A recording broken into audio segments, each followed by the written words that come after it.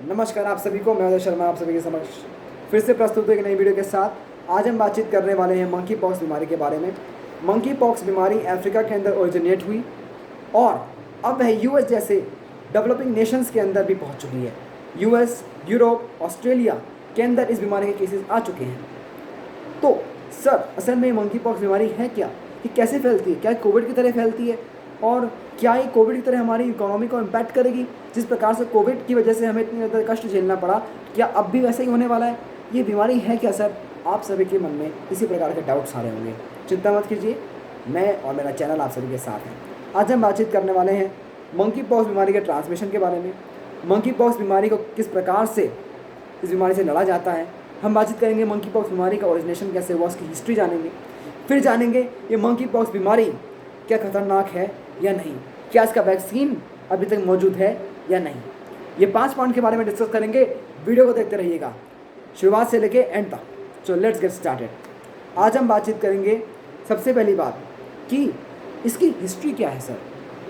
देखिए मेरे मित्रों, ये कोरोना वायरस जैसी बीमारी नहीं है जो अभी भी हाल ही में ही इंट्रोड्यूस हुई है। ये बीमारी असल में 1958 इन समय में ही आ गए थे। 1950 60s के अंदर ही बीमारी ओरिजिनेट हो गई थी। अब सर ये कैसे ओरिजिनेट हुई थी? कोरोना का तो हम बहुत सुनते हुए आ रहे हैं कि चाइना ने फैक्ट्री से निकाल दिया वायरस है भाई, सबको परेशान करने के लिए, या फिर बैट्स ने फैला दिया वायरस। वेल, तो अभी तक ये हमें पता नहीं चला कैसे हुआ। WHO इन्वेस्टिगेशन करेगा या नहीं करेगा, आई डोंट केयर और I don't know as well, क्योंकि अब तो वायरस जितना हार्म करना था उतना हार्म कर ही दिया और वैक्सीनेशन भी अभी तक अप्रूव्ड नहीं है।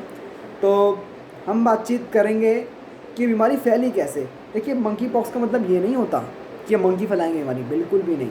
असल में हुआ क्या था, इस बीमारी का नाम कैसे मंकी पॉक्स हमने बोला है। असल में बेचारे बंदरों को कुछ लोग टेस्ट कर रहे थे एक मेडिसिन के लिए, पर्टिकुलर ड्रग के लिए टेस्ट किया जा रहा था।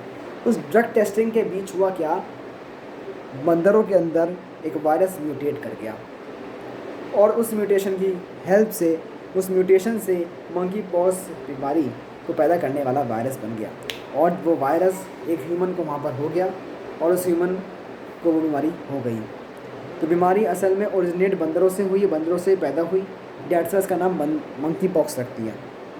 इसका मतलब ये नहीं है बंदर से फैलाते हैं। इस बीमारी को रोडेंट्स फैलाते हैं, चूहे फैला सकते हैं, ध्यान रखिएगा। तो चूहों से दूर रहना है भाई, ये चूहों से खतरा है आप सभी को, ठीक है, ध्यान रखिएगा। ये बीमारी ऐसे फैलती है। अब सर, मंकी पॉक्स बीमारी फैल तो गई थी उस ज़माने में, अब इस ज़माने सर सुन रहा है फिर से आ गई, यहाँ भी फिर से आ गई। अफ्रीका में केसेस आए, फिर ऑस्ट्रेलिया में आए, फिर यूएस में आए, अब यूरोप में भी आ गए, UAE में भी। अब हम क्या करें सर? देखिए, जब अमेरिका जैसे एक कॉस्मोपॉलिटन एरिया के अंदर इतने ज़्यादा लोग आते जाते रहते हैं और बीमारी इतनी ज़्यादा बढ़ गई है, तो हाल सी बात है, इंडिया ने तो अभी तक कोई फ़्लाइट बंद भी नहीं करी है। जब तक इंडिया के अंदर 500-600 केसेस नहीं आते जैसे कोरोना में किया था, तब तक इंडिया कुछ करता नहीं है, बंद नहीं करता। क्यों नहीं करता? इसका मतलब ये नहीं सरकारी बेशरम है, ऐसा बिल्कुल भी नहीं है। बिकॉज जब हम एयरलाइंस को बंद करते हैं तो बहुत ज़्यादा टेक्निकल दिक्कतें आती हैं और अभी तक शायद लोगों ने ये उतना इस बात को समझा नहीं है, या फिर उन्होंने इसे इतना अप्रूवल नहीं दिया सरकार को कि आप ये बीमारी इतनी सीवियर हो सकती है तो आपको ये सब बंद करना होगा। तो इसीलिए भी बहुत सारी दिक्कतें होती हैं, टेक्निकल फॉर्मेलिटीज़ होती हैं, जिसकी वजह से बीमारी जब बहुत ज़्यादा प्रेवलेंट हो जाती है तभी एयरलाइंस को बंद किया जाता है, वरना ये देश के लिए एक मुश्किल का काम हो सकता है क्योंकि इकोनॉमिकल ग्रोथ बहुत रुक जाती है इन चीज़ों से। डेट्स वाई सरकार की भी मजबूरी होती है भाइयों। तो यही बात है कि सर अब बताइए, माफ़ कीजिएगा सर, अब बताइए कि ये जो बीमारी फैल रही है हम इससे कैसे बचें। तो यही है, तो बीमारी से कैसे बचे, इसको जानने से पहले समझेंगे कि बीमारी ट्रांसमिट कैसे होती है। ये बीमारी ट्रांसमिट होती है अगर एक व्यक्ति को ये बीमारी है तो उसके छींकने से, थूकने से बीमारी फैलेगी। सेकंड बात, उसकी जो बॉडी में जो पस होगा, उस पस से जो फ्लूइड निकलता है, उस फ्लूइड को टचेस से, बॉडी फ्लूइड्स के टचेस से बीमारी फैलती है। मेरे में तो ध्यान करिएगा, इस बात का भी ध्यान कर लीजिएगा कि गर्मियों का समय है तो फुल स्लीव पहनना थोड़ा शुरू कर दीजिए आप, जिससे स्किन कॉन्टैक्ट इन सब चीज़ों का कम से कम हो। और ट्रांसमिट तो बता दिया, अब होता सिम्टम्स क्या हैं। अगर किसी व्यक्ति को बीमारी होती है, वायरस इंट्रोड्यूस होता है बॉडी के अंदर, सबसे पहले उसे बुखार आता है, दूसरी बात उसके लिम्फ नोड्स फूलने शुरू हो जाते हैं, तीसरी बात उसे ये दाने आने शुरू हो जाते हैं, उसमें से पस निकलना शुरू हो जाती है। खतरनाक है। पेनफुल तो होगी, बस आएगी तो पेनफुल तो होगा, और बुखार चल रहा है, दिक्कत तो बढ़ी है यार। इस बीमारी का जो डेथ रेट है वो भी थोड़ा कम नहीं है यार, अच्छा खासा डेथ रेट है इसका। 10 लोगों को बीमारी हुई तो एक व्यक्ति की मृत्यु हो जाएगी, मतलब 10% डेथ रेट है इसका। तो सोचिए, मतलब अगर एक कंट्री की पॉपुलेशन 1 करोड़ रुपए, तो 1 करोड़ जनसंख्या है अगर एक पर्टिकुलर कंट्री की, तो समझ जाइए कि इसमें से कितने लोगों की मृत्यु होने के चांसेस हैं। बहुत ही खतरनाक बीमारी है मेरे मित्रों। अब हम बातचीत करते हैं कि जो वैक्सीन क्या इसकी आ सकती है। देखिए, वैक्सीन तभी आती है, वैक्सीन बीमारी की तभी इंट्रोड्यूस होती है वर्ल्ड के अंदर। कौन बनाता है वैक्सीन? फार्मास्यूटिकल कंपनीज बनाती हैं। और फार्मास्यूटिकल कंपनी कोई रिसर्च सेंटर थोड़ा है, कोई ऐसा थोड़ा है कि वो लोगों का कल्याण करने के लिए बनी, नहीं। मैंने इस शब्द का इस्तेमाल किया कंपनी। कंपनी का शब्द ही मतलब ये होता है प्रॉफिट कमाना। मेरे मित्रों, बात को समझिए, कंपनी कोई प्रोडक्ट तभी तो रिलीज़ करेगी जब उसे पता चलेगा कि यार कोई प्रॉफिट आ सकता है। प्रॉफिट कब होगा? जब सेल ज़्यादा होंगी। और सेल ज़्यादा कब होंगी इन वैक्सीन्स की? जब बीमारी ज़्यादा फैलेगी। तो जब तक ये बीमारी ज़्यादा फैलेगी नहीं, तब तक इस बीमारी की जो फार्मास्यूटिकल कंपनीज़ है इस बीमारी की वैक्सीन को डेवलप करेंगे नहीं। जब तक वैक्सीन डेवलप नहीं होंगी तो आप समझ जाइए वैक्सीन आपको मिलेगी भी नहीं। जैसे कोविड में हुआ था, जब कोविड के केसेस बहुत हाई केस पे पहुंच गए, तभी फार्मास्यूटिकल कंपनीज ने शुरू किया था सब काम। क्योंकि देखिए, कंपनी वो है, ये कोई सरकारी रिसर्च सेंटर नहीं है कि छोटी सी बीमारी है ही, बहुत कम फैली और इसके लिए बहुत लार्ज प्रोडक्शन स्केल पर उन्होंने रिसर्च करना शुरू कर दिया। क्योंकि रिसर्च के अंदर बहुत ज़्यादा पैसा लगता है, ठीक है। तो डेट्स वाई अब वैक्सीन का तो लेट ही है यार, हमारी पीठ पे बहुत से तभी इनका वैक्सीन निकल पाएगा, तब तक होगा नहीं। तब तक आप स्मॉल पॉक्स की वैक्सीन से काम चला सकते हैं। मैंने आपको बताया 85% रहता है। 85% आपकी बॉडी को कुछ नहीं होगा अगर आपको वैक्सीन लगी हुई है, तो आप सेफ़ हैं। 100% तो हर वैक्सीन का होता भी नहीं। स्मॉल पॉक्स की वैक्सीन लगा रखी है तो चल सकता है काम। तो ये मैंने आपको बताया मंकी पॉक्स बीमारी के बारे में। ध्यान आपको रखना है अपने आप का, क्योंकि ये बीमारियां जो आ रही हैं धीरे धीरे, पहले कोविड आया, अभी मंकी पॉक्स बीमारियां फैल रही हैं। तो इनसे बच के रहने के लिए आपको एक चीज़ हमें कोविड ने सिखाई है, इम्यूनिटी को अपना अच्छा करना ही है हमें। तो इम्यूनिटी कीजिए। इम्यूनिटी किन किन कारणों से आती है?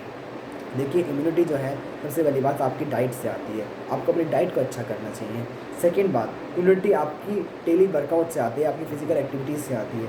थर्ड बात, इम्यूनिटी आपके ब्रह्मचर्य से आती है। जी हाँ, आपने सही सुना, सेलिबेसी, ब्रह्मचर्य करना भी बहुत इंपॉर्टेंट है आप सभी के लिए। आप अगर विवाहित हैं तो तब भी ब्रह्मचर्य करिए, आप अगर विवाहित नहीं हैं तब भी ब्रह्मचर्य तो आपके लिए इंपॉर्टेंट है ही।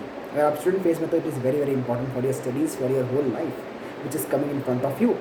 और अगर आप विवाहित होने के बाद आपके पुत्र पुत्री भी हो चुके हैं, तब तो बिल्कुल आपको ब्रह्मचर्य ही करना पड़ेगा अगर आप चाहते हैं कि आपको बुढ़ापा बिना दर्द के हो तो।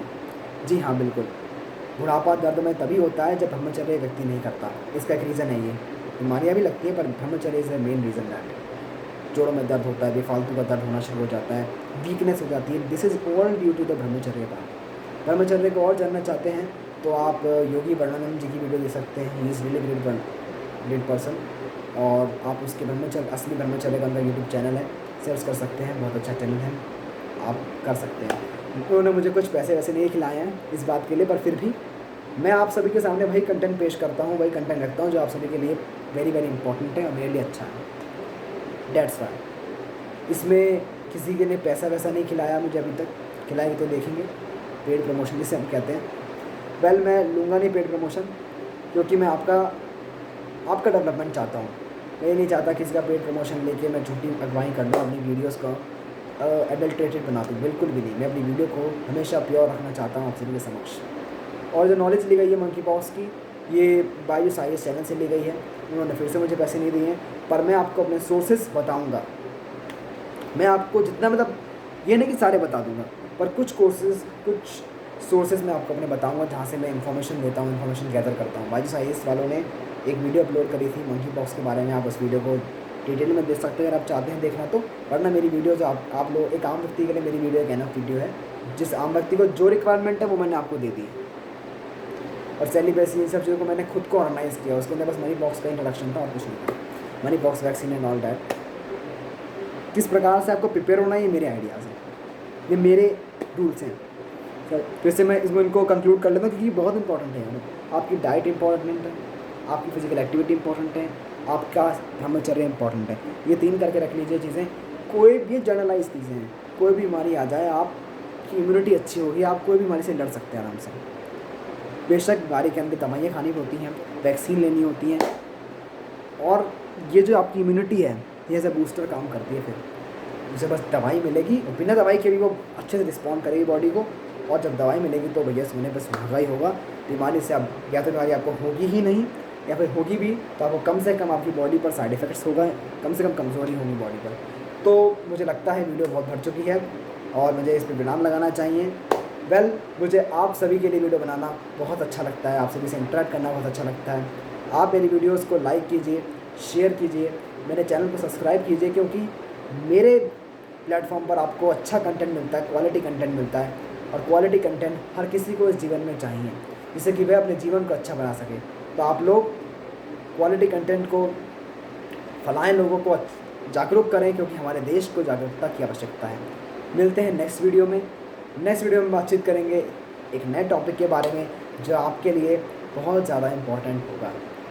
नमस्कार आप सभी को, आपका धन्यवाद है, आपने मेरे चैनल को लाइक किया है, मेरे चैनल को सब्सक्राइब किया है और लोगों को शेयर किया है, इसलिए धन्यवाद आप सभी को।